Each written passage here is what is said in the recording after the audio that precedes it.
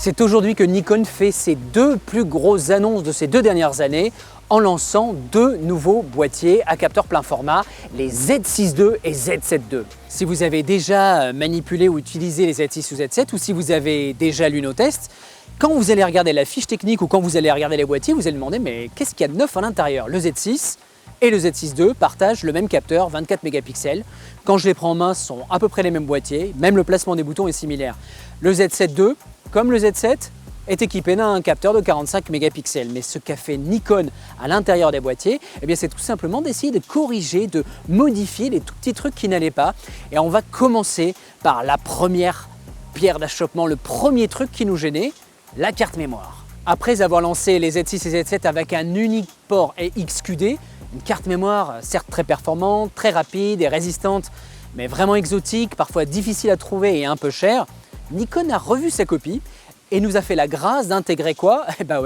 Un lecteur de carte SD. Alors bien évidemment, si vous voulez obtenir la quintessence des Z6 et Z7 II, il va bien sûr falloir utiliser de la XQD, mais si vous avez besoin d'une carte de sécurité, ça y est, on est en double lecteur de carte et ça, mine de rien sur le terrain, ça peut changer beaucoup de choses. On vous l'a dit, pas de révolution technologique mais des évolutions. Nikon s'est donc appuyé sur ce qu'il savait faire et il sait faire quoi? Un processeur d'image. Ce processeur d'image, dans les Z6 II et Z7 II, il y en a 2 parce qu'un processeur est entièrement dédié à l'acquisition des sujets. Et que fait le processeur pendant ce temps-là? Il peut digérer plus de pixels. Sur le Z6 II, on peut monter jusqu'à 14 images par seconde en rafale. On se rapproche très clairement des boîtiers sport. Je ne l'ai pas là, mais imaginez-le, Nikon sort avec son Z6 II et son Z7 II. Un grip d'utilisation verticale qui a quand même plusieurs avantages. D'abord, il permet d'embarquer une seconde batterie. C'est aussi dans certaines utilisations, on parle notamment en utilisation sport ou nature, où on a besoin d'une prise en main d'abord plus large, plus costaud et surtout de basculer d'un mode vertical à un mode horizontal. Le fait d'avoir enfin un grip connecté permet de ne même pas avoir à réfléchir, de savoir si j'ai des commandes à l'horizontale ou à la verticale.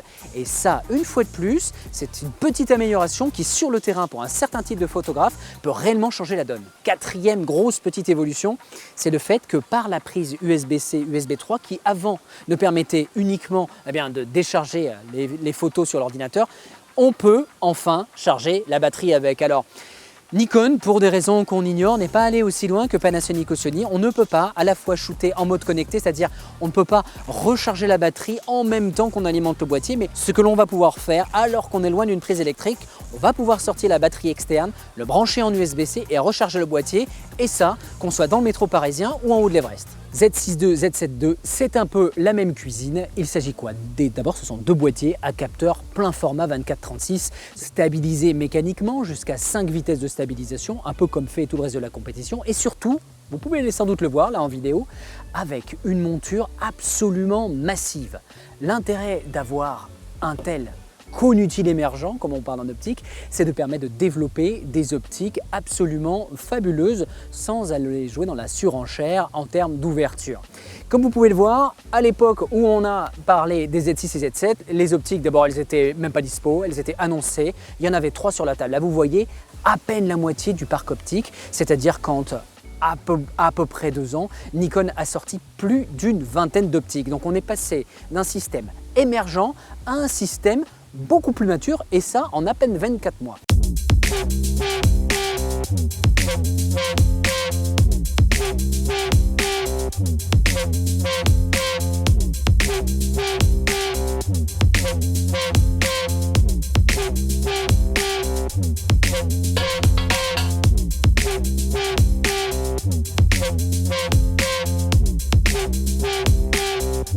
Alors ce n'était évidemment pas un test, c'était une prise en main en exclusivité des Z6 II et Z7 II.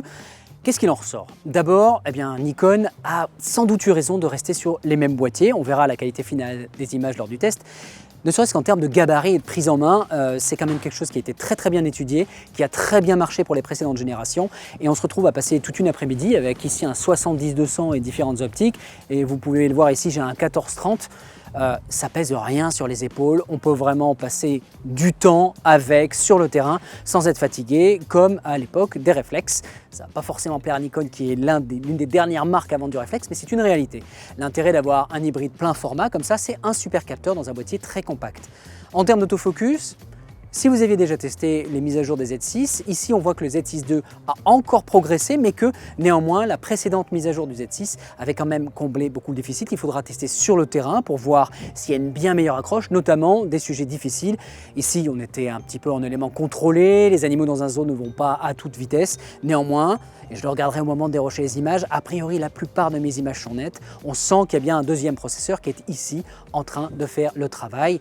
Les fondamentaux sont là, on va citer le viseur qui a priori n'a pas évolué et on reste sur la même définition d'image que les modèles précédents, mais on reste surtout avec le même rendu d'image, j'ai presque envie de dire très argentique, très naturel.